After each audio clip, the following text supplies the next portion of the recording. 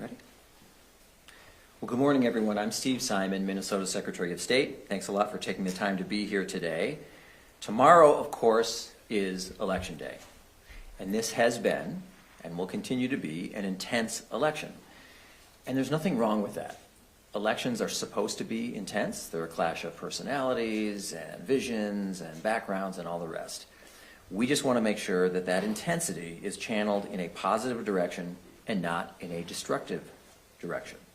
I've said many times over many months that I have two wishes for the 2024 election cycle, just two. If I could wave a magic wand in this room, I would wish for two things: high turnout and low drama. That's what we want, high turnout and low drama. And one essential component for both of these outcomes is to make sure that Minnesotans have the information they need about our elections. I'm joined today by Acting Elections Director Paul Linnell, Election Security Navigator Bill Ekblad, and Voter Outreach Director Melanie Hazlett. This is the third time we've done an event like this, one each before all three of our statewide elections this year: the presidential nominating primary in March, the regular primary election in August, and then today. So they'll talk about the work they're doing with our many partners across the state to make sure that Minnesotans continue to enjoy elections that are fair, accurate, honest, and secure. Just a quick overview of voting. Tomorrow, Election Day, polling places will be open from 7 a.m. to 8 p.m. Every Minnesota voter has the right to reasonable time off of work to vote. You also have the right to vote as long as you are in line by 8 p.m. So if you're there at the polling place by 8 p.m., you are good to go. They have to leave it open long enough to accommodate those who have arrived by 8 p.m. You can find your polling place, and you can view a sample ballot of the contests and the candidates who you'll be voting for in your area by going to our website, which is mnvotes.gov. That's mnvotes.gov. Now in Minnesota, we have a proud tradition of leading the nation in voter turnout. We were #1 in America for 3 of the last 4 elections, including the last presidential election, which happened, of course, during a once-in-a-century pandemic. And I want to see us get back to #1 again this year. Now, as of this morning, 1,174,224 people have already cast a vote in Minnesota. I'll repeat that number. As of this morning, literally right before this event, the number of people who have voted, whose ballots have been accepted, is 1,174,224. We know that there are more than 150,000 ballots outstanding. They're still out there. They've been issued and they have not been turned in yet. Remember, in Minnesota, the rule is that all ballots must be received by election officials by 8 p.m. tomorrow, by the polls closing time. 8 p.m. is the time to get it back. So, if you're one of the 150,000 people in Minnesota who is sitting on an absentee ballot, maybe it's lying on your kitchen table right now, you have multiple options. One is to hand deliver it. Obviously, you're not going to mail it today. But one option is to hand deliver it to whoever sent it to you, the county, the city, whoever sent that ballot to you. So you can hand deliver it. The second option is to have someone you know or trust hand deliver it for you, again, by 8 p.m. tomorrow.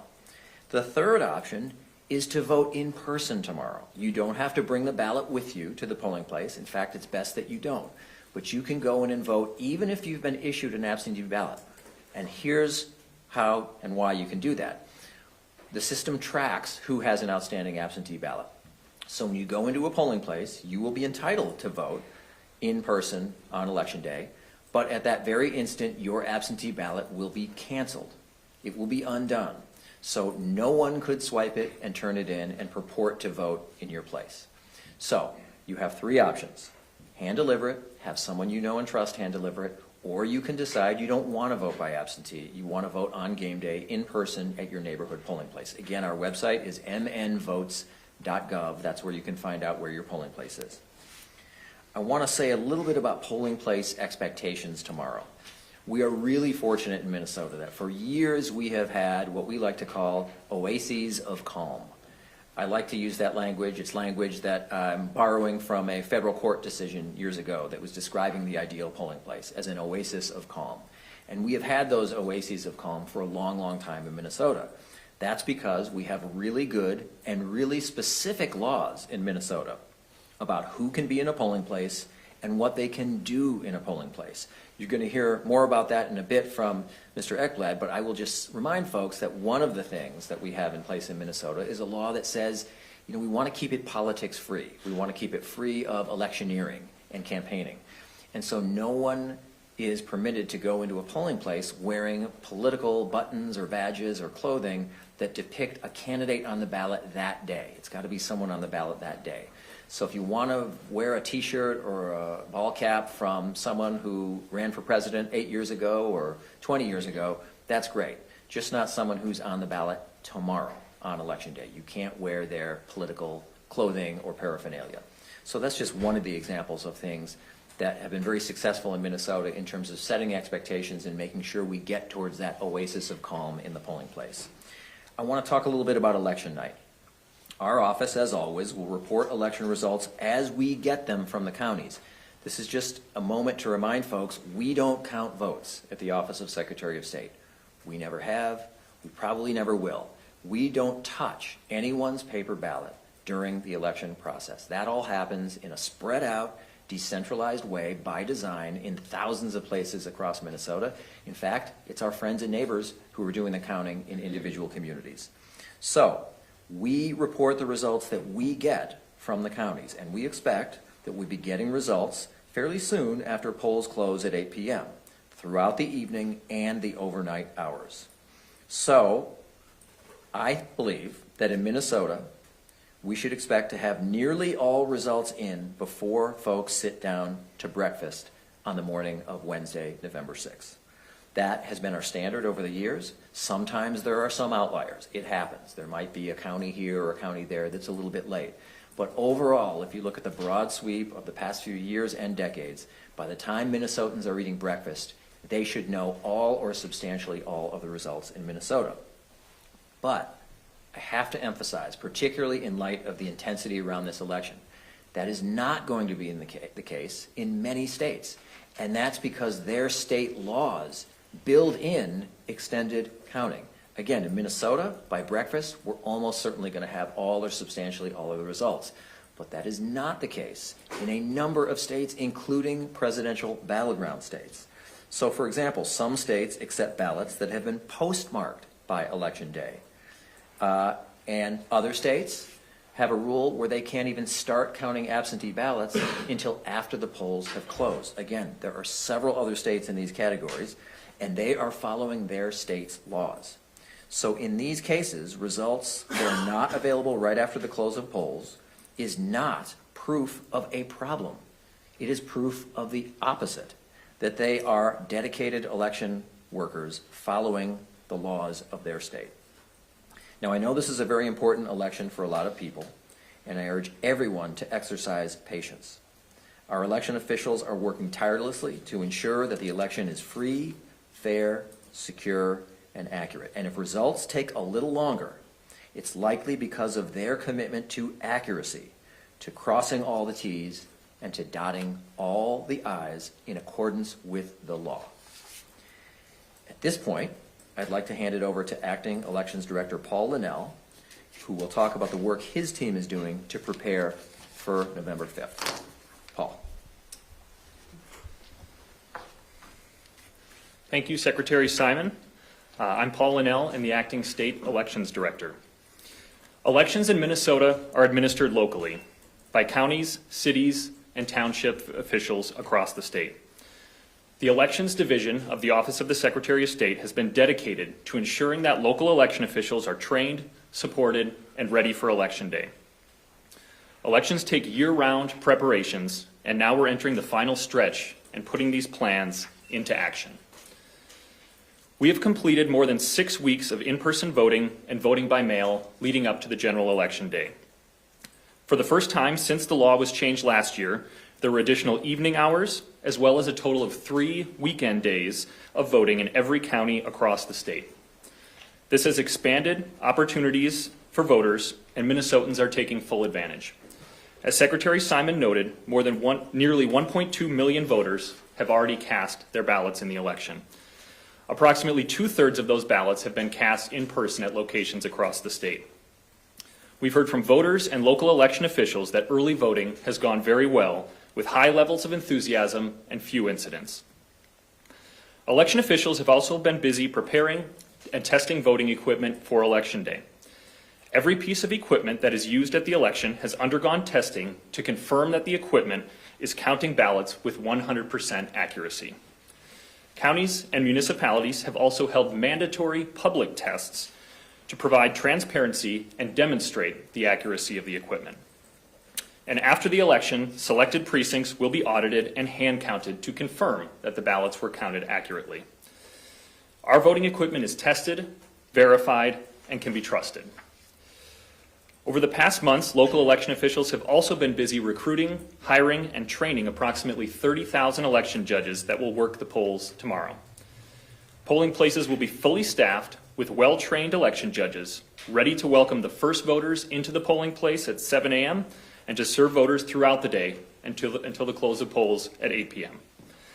All of those election judges and local election officials have been and will continue to work tirelessly to deliver another successful election. And today, we extend our gratitude and recognize them on National Election Hero Day.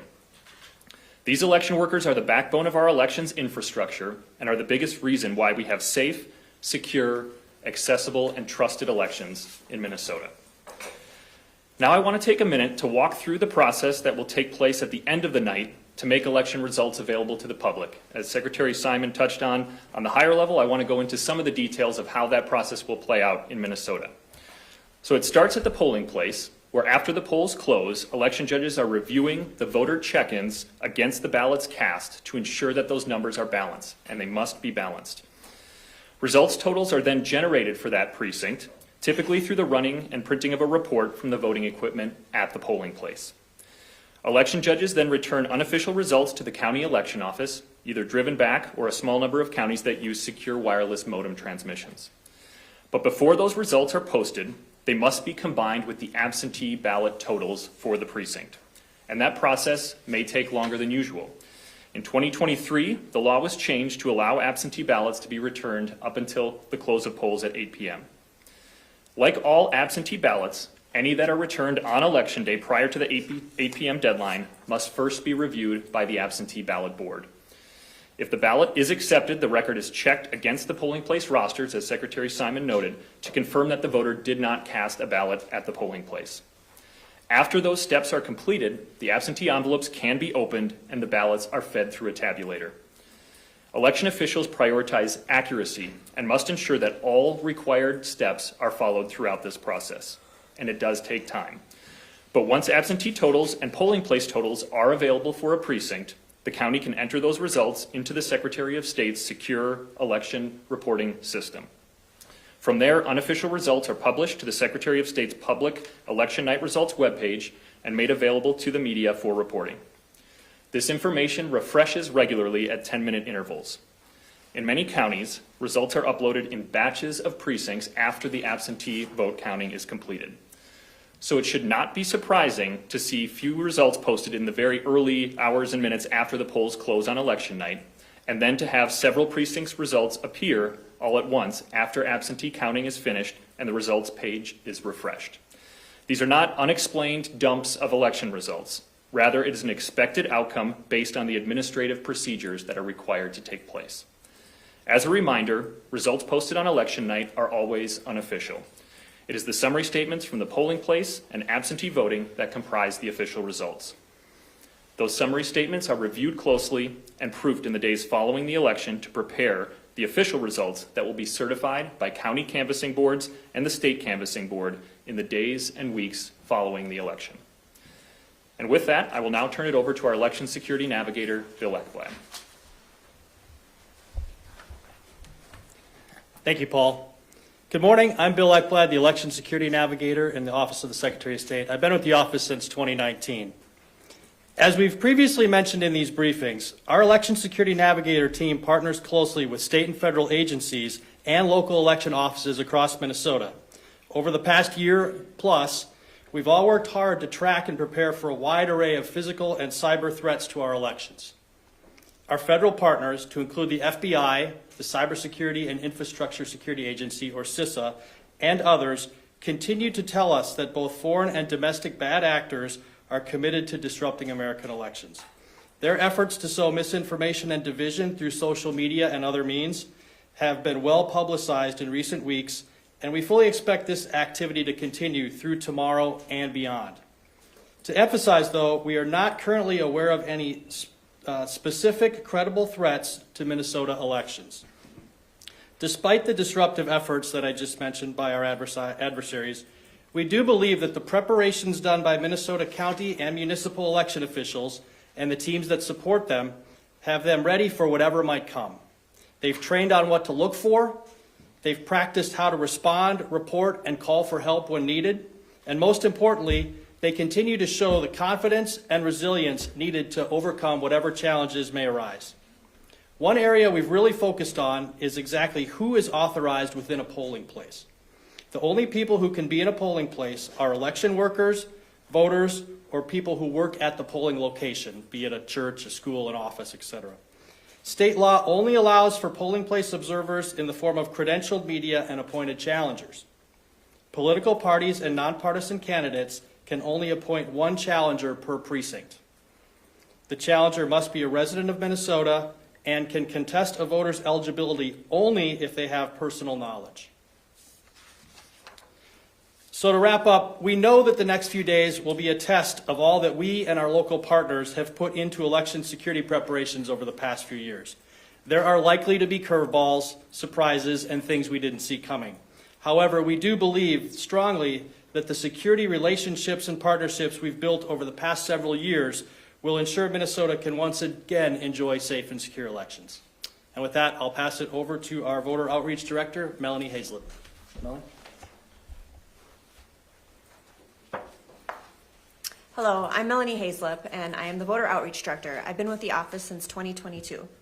As Secretary Simon said, we are really aiming to get back to our #1 spot in voter turnout for the nation. However, it will be harder for Minnesota to regain that #1 spot because, for a good reason, we've added 55,000 new Minnesotans as eligible voters and welcomed them back into our democracy. Now in Minnesota, anyone with a felony conviction has the right to vote. So as long as you are otherwise eligible, 18 years old, a U.S. citizen, a Minnesota resident for at least 20 days, and not currently incarcerated for a felony offense, you have the right to vote. We're following the footsteps of more than 20 other states with this change, including our neighbors, North Dakota. We know a lot of these newly eligible voters don't know that their right has been restored. So please help us get the word out that in Minnesota, anyone on probation, parole, supervised release, work release, etc., has the right to vote. I also want to remind everyone of the new language resources available this year in polling places across the state. As of this year, polling places will have sample ballots and voting instructions in Spanish, Somali, and Hmong, the 3 most commonly spoken non-English languages. Some polling places may have additional resources available if they have enough voters speaking another language. Those precincts would have sample ballots and voting instructions in those languages. And if there are precincts that have reached a certain threshold of voters speaking another language, they would qualify for translation services in those polling places.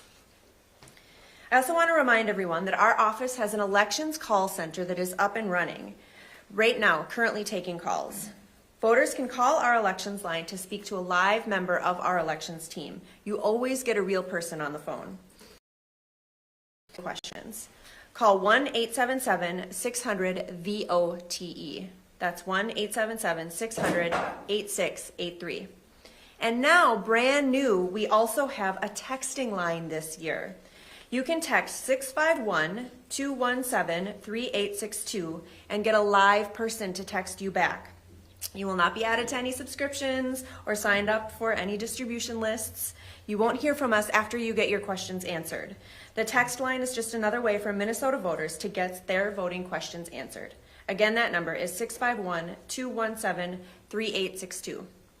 We also partner with the Minnesota Commission for the Deaf, Deafblind, and Hard of Hearing on an ASL call center. If you are in that community and have any questions about elections and voting, you can call their hotline. All of the specialists answering the phones there are deaf, deafblind, or hard of hearing and fluent in ASL. That number is 612-293-5633. 4288. So please use those numbers if you need any help as you go to vote today or tomorrow. You can vote tomorrow in person until 5 p.m., today in person until 5 p.m., and tomorrow in person from 7 a.m. to 8 p.m.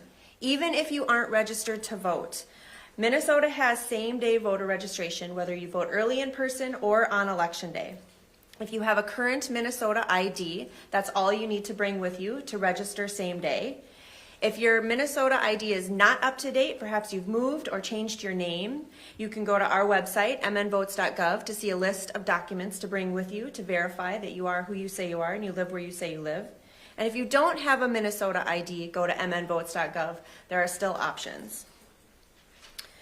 As Secretary Simon said, in Minnesota, we vote, and we really want to get back to that #1 spot. So make sure that not only you vote, but that your friends, families, and neighbors all vote too. And with that, I think we're ready for questions. Hey, Mr. Secretary, can you first just give us the total, how many you have registered as of this moment? Registered as of this moment. I'm going to defer to Paul. We can get you that number. Somewhere around Yeah. 3.5, 3.6 million, right? So you could have half the vote in half. Well, we typically look at eligible voters, not necessarily registered, but yeah, I mean, that's the big question here: is what percentage does this represent? What is it? 1.174, if memory serves, right? Does that represent a quarter? Does that represent a third? Does that represent something else? Just to give you the historical sort of pace. So, and COVID threw everything off in terms of the averages, but I'll give it anyway. So in 2018, 2 years before the pandemic, about 24% voted absentee, either in person or beforehand, or by mail, I should say, 24%. Then in 2020, that shot up to 58% of people voted that way. Sky high, just like most of the rest of the country. It came back down to earth in 2022 again at 26%. So if you take out COVID, which was an outlier, there has been a slow and steady increase. And so it seems like this number will ultimately come to represent something more than 26%, I'm guessing, because there's this kind of a slow and steady increase. It's just a guess. Sure. But I mean, it could be, it could be at least a third. It absolutely could be. It's hard to know.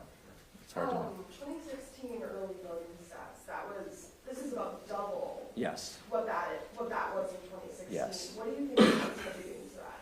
A couple of things. Yeah, it's more than double. One is 2016 was the first presidential election where we had no excuses absentee voting. It was the second overall election, but the first presidential. So people were still getting acquainted with it. I think people, particularly during the pandemic, got a taste for it. There were a lot of people who otherwise wouldn't have considered it who did. My wife and I, we always go to the polling places, but we didn't in 2020. For obvious reasons, it was COVID. We wanted to set that example. So I think it's a combination of things. People have acquired a taste for it who maybe did it during the pandemic. That's my guess.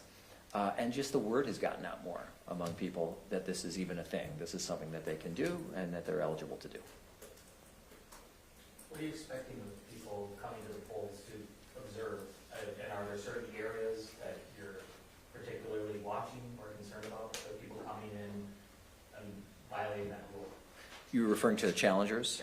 Challengers. Right. So as you heard, under Minnesota law, as Bill Ekblad said, our law is quite solid and quite specific. There are other states I could name but won't, where the law is murkier, less clear. Here it's quite specific. You can't be within 100 feet of a polling place, the entrance of a polling place, excuse me, unless you meet the description that Bill read. One of the folks in that category is challengers, and as he said, there are rules there too, where they can stand, what they can do, etc. So we don't know of any particular place, and in some sense that doesn't matter because election judges are trained on what conduct is appropriate and inappropriate, what is lawful and unlawful in the polling place. And they can resort, if necessary, to calling in law enforcement if someone is behaving in a way that is not consistent with the law. So I can't tell you it's going to be this area or that area that political party X or political party Y is planning to deploy people in this certain geographic area. I don't know that. They wouldn't necessarily share that or need to share that with us or anyone else. So I don't know that part. I do know, though, that the law is clear. It's a long-standing law. This is not a new thing. And election judges are well trained on spotting and dealing with any disruption in the polling place, whether it's from a challenger or anyone else. Would you be able to give an update on Hennepin County's election board and how they've restaffed that? You know, I might defer to Paul on that, the Hennepin County Election Board. Yeah, you're referring to the recent litigation. Right, go ahead. Do you want to say something about that? Yeah, and having not followed up directly since the issuance of the court order, but the understanding and the statement issued by Hennepin County was that following the order, which was specific to the manner in which they appointed their election judges to serve on the absentee ballot board, to complete the required limited functions that election judges must do. They had both Democrat and DFL and Republican election judges on their ballot board, but it was the manner in which they were appointed that the court ruled that they needed to do differently. And so they had a November 1st deadline to comply with that, and it's my understanding that they are now in compliance with having appointed those election judges in the manner laid out by the Supreme Court. How concerned are any of you about that issue or the absentee ballots in the open trunk or some of the other things we've heard about being used to call results into question?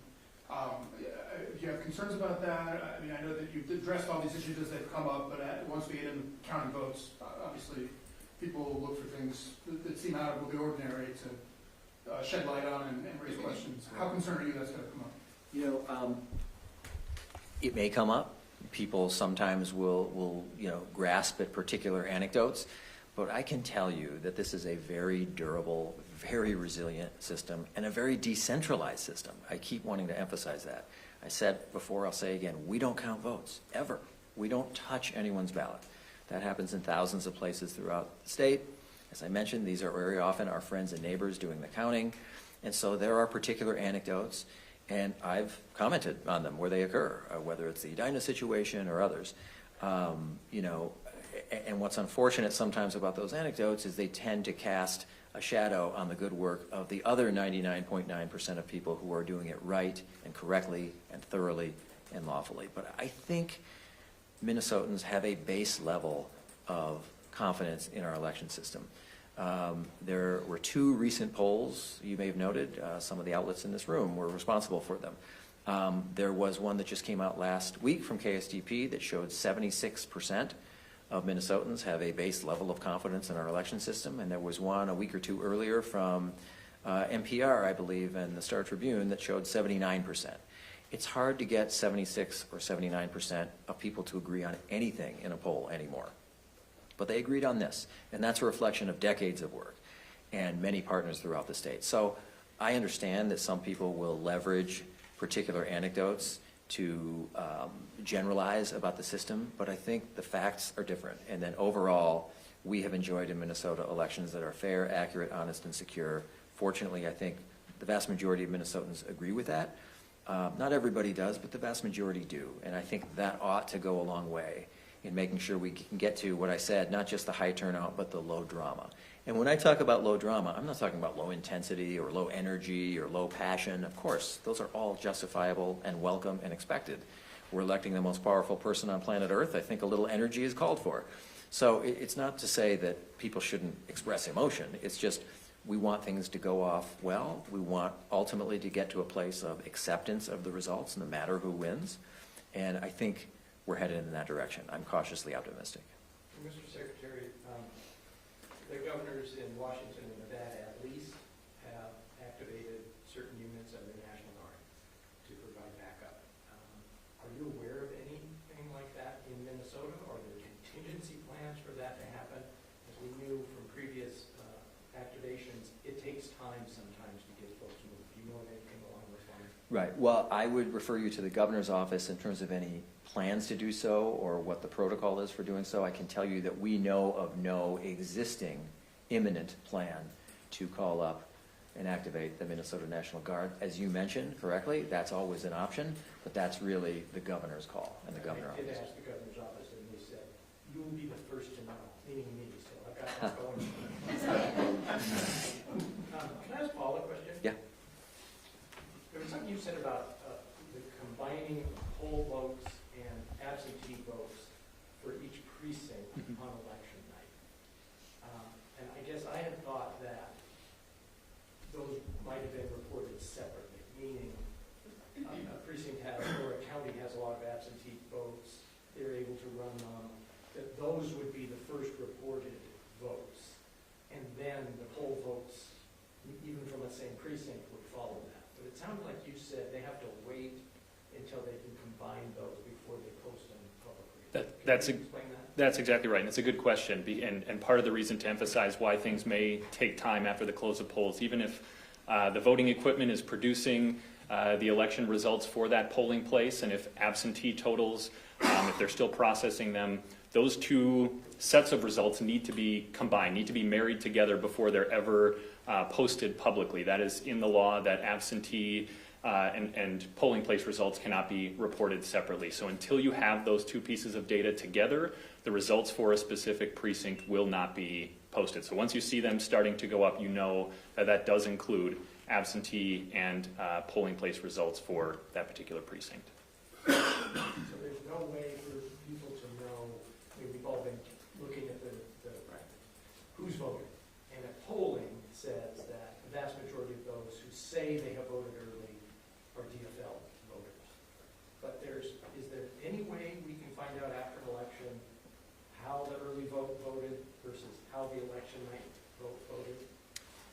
It's not something that is posted in the results that we push out publicly. In the abstracts of results, you'll have the statistics certainly of who had voted within each counting group, but the results totals in the certified abstracts are combined between absentee and polling place results.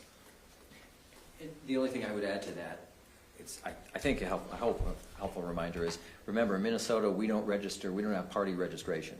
There are states who have been able to say, because they do track this, hey, so far with the early vote, it's this many Democrats or this many Republicans, not who they voted for, but what the sort of political complexion. We don't have that ability because we're one of the 18 states, we're in the minority, one of the 18 states with no party registration. You just register to vote here. You don't register as a Democrat or a Republican or anything. So that's another factor making it difficult for us to track that sort of thing. You mentioned the state's ban on wearing clothing advocating for a specific candidate, right. And not. And you said that the distinction was that it had to be somebody on the state's ballot. What about something like a red "Make America Great Again" cap? This comes up. Maybe I'll defer to Paul on that one again. And this came up in 2016. What if someone has an "I'm with her" T-shirt, right? Which was commonly understood to be a reference to Hillary Clinton, but it didn't say Hillary Clinton on it. Do you want to talk about that, Paul? So, yeah, and I think in light of the U.S. Supreme Court decision and then the clarifying legislation that was passed last year, which specifically cites whether it's a candidate or a slogan or a party name. So something that is a slogan that is directly associated with a candidate would be, I think, considered to fall within the scope of that ban on campaign apparel. So something that is used by the campaign would be within the right of someone at a polling place to ask that person to remove that as campaign apparel. Could you just explain the challengers per precinct? I was a little confused on that part of the law, how did you say there was one challenger per precinct? And can you just explain what that is in Sure. the common vernacular? Sure. So the parties, political parties are able to appoint a challenger to serve within a specific precinct. So it's both parties can have their challenger within that polling place. They have to present a letter signed by the party chair to show to the election judges that they are authorized to be there. But that limit of one per party ensures that it's a small number of persons that are going to be there and that they're authorized to be within that polling place. But there's no limit to the number of precincts, polling places across the state that a party may wish to appoint their challengers to be in the polling place. So what would they be challenging? So the way the statute works, and it's very specific, that they must have personal knowledge about a voter's eligibility. So they may challenge and say, I personally know that person is not eligible to vote in this precinct. Okay. And that is the extent of their role within the polling place. All right, thank you. Are they identifiable? Do they have a badge that says challenger?